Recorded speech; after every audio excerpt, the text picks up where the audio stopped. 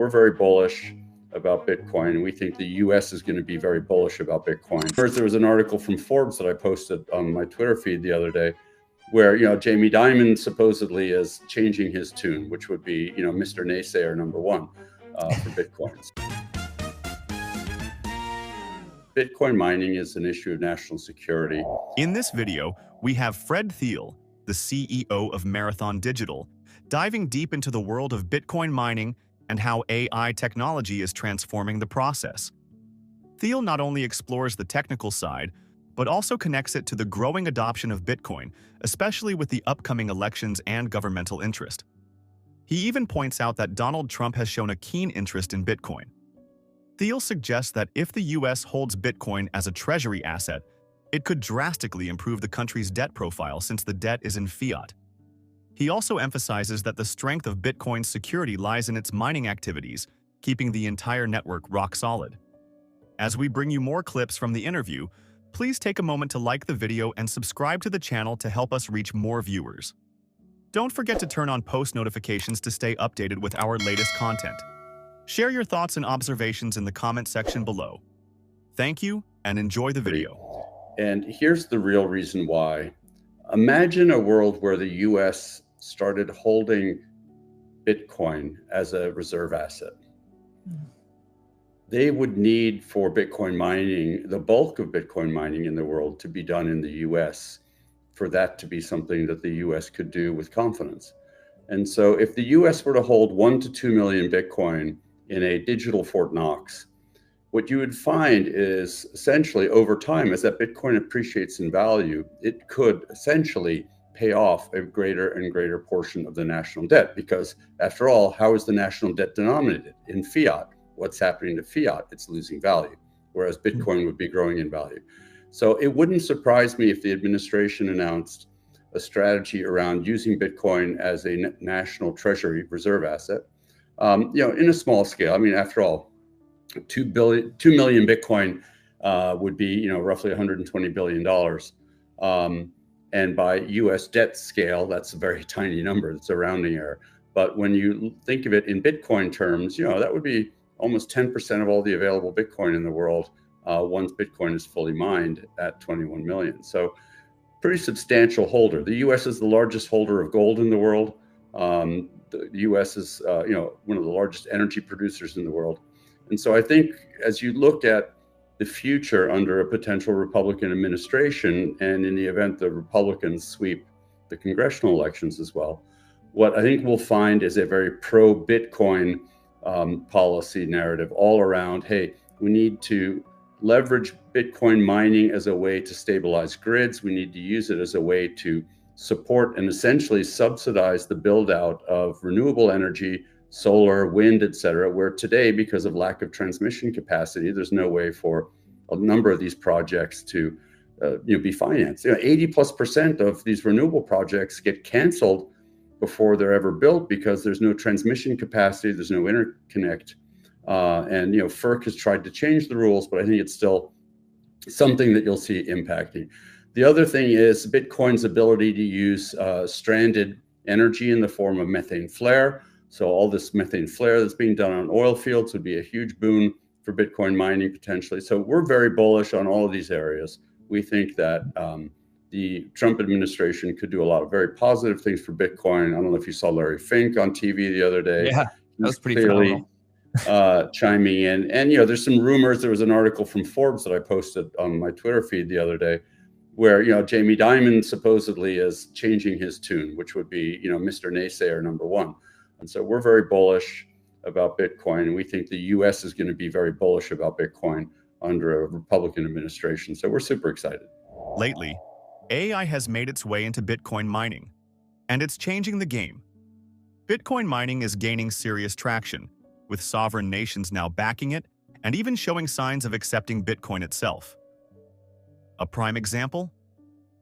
Marathon Digital just sealed a deal with the Kenyan government to harness excess energy from their dams, using it for nighttime electricity and mining. This is how Bitcoin's adoption is quietly building momentum across nations and, soon enough, the world. Let's hear more from Fred Thiel on how this revolution is unfolding. So this complement of Bitcoin mining and AI all of a sudden is becoming very interesting. So Wow, an I didn't know that. offshoot of this Kenya deal is that we are very actively engaged now with people developing data centers, large hyperscalers, to be that variable offtake. Because in our technology group, we've developed a type of immersion technology. We call it two-PIC, two-phase immersion. And in that system, we can overclock miners over 60% and we can underclock them way down, which means that we have this huge flexible load that we can have running in parallel with an AI data center. And whenever they are not using full load, we can overclock our miners and consume whatever they're not using. And when they need more, we can actually underclock our miners. And so what I think you're going to see in the very near future is more and more deals where Bitcoin miners and AI operators are going to co-locate. What you're going to see is Bitcoin miners working with data center developers to basically be the power regulator at the site. So control the interconnect, control the site, and be able to be this flexible load according to the needs of the AI operator. And then whoever the AI operators that comes in there will be paying the data center operator, some form of hosting fee most probably, and then paying for their share of the energy. And we sit there as a partner to the data center operator, working together. In the case of the CoreWeave deal with CoreWeave is essentially paying for the infrastructure. They're fronting the money to build this site.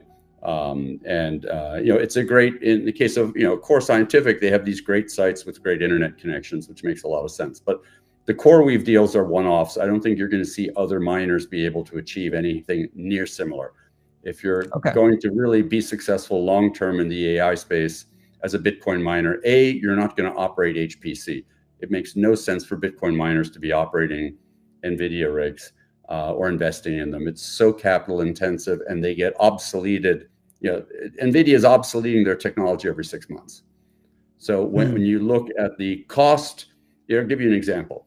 A 200 megawatt site for an AI operator is a $4 billion investment, right? There's $800 million of infrastructure, buildings, networking equipment, et cetera, and then $3.2 billion of rigs, right? A 200 megawatt Bitcoin mining site's about, at the high end, $200 million of investment for a Bitcoin miner. It's a totally different scale. You're talking 20x, right? So, and Bitcoin miners don't know how to operate HPC sites. I think anybody who says that is really,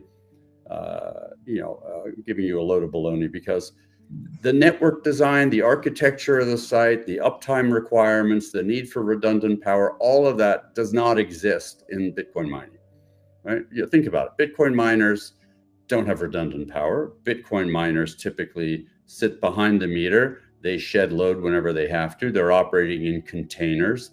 They don't have sophisticated networks. They just need their miners to connect to a pool and share their workloads. So I think really, as we look at this industry, once the hype of all these people coming up with these announcements, like are they announcing they're going to be an HPC company? Come on, it's a load of crock. At the end of the day, what you're going to find is they're going to be large Bitcoin miners who partner with data center builders who are building hyperscaler scale sites, gigawatt sites. And they're going to be that essentially flexible load that acts as the companion to the AI that makes these sites much more economical for the AI operators to run. In other news, Wells Fargo, one of the financial giants, just dropped a major announcement. Starting September 2024, they'll begin recommending Bitcoin ETFs to their clients. This news, shared by Wealth Mastery by Lark Davis X handle, is shaking things up. With over $1.7 trillion in assets under management, Wells Fargo's move into Bitcoin could be a game changer. It's exciting to think about a portion of that massive fund flowing into Bitcoin soon. This marks yet another milestone in the wave of adoption Fred Thiel has been talking about. Stay tuned for what's next. In another eye-catching X post, Kamala Harris's campaign team has officially embraced the future by accepting campaign donations in crypto. The adoption wave just keeps building, and it's great news for Bitcoin. What's more, these crypto donations are being handled by none other than Coinbase, as confirmed by their chief legal officer, Paul Grewal, during an interview with Bloomberg. This move marks another step forward in the growing acceptance of cryptocurrency, and it's clear Bitcoin is taking center stage. The question now is, who's next to hop on the crypto bandwagon? Let's listen to Paul. Crypto firms have been the biggest corporate contributors in 2024, led by Coinbase. And we are now joined by the firm's chief legal officer, Paul Grewal. And, you know, Paul, we really do have a sense here of the new strategy by former President Trump into his presidential candidacy here, or the bid he's putting in. But we don't know much about the Harris campaign. But you have been, from what I understand, more in touch with that side of the election here. What do they say? Well, good morning. We've been in touch with both sides, both the Trump campaign and the Harris campaign, as they develop their crypto policies and begin engaging with the crypto voter.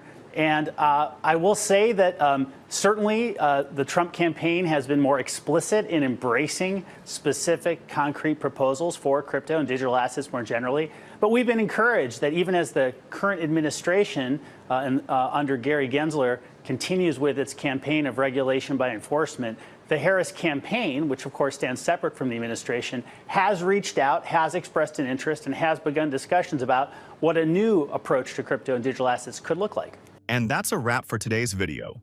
What do you think about these latest crypto adoptions, especially with the Kamala Harris election team jumping into the mix? We'd love to hear your thoughts, so drop your comments and observations below. Don't forget to share this video, hit that subscribe button for more exciting content, and give it a thumbs up if you enjoyed it. Thanks for watching.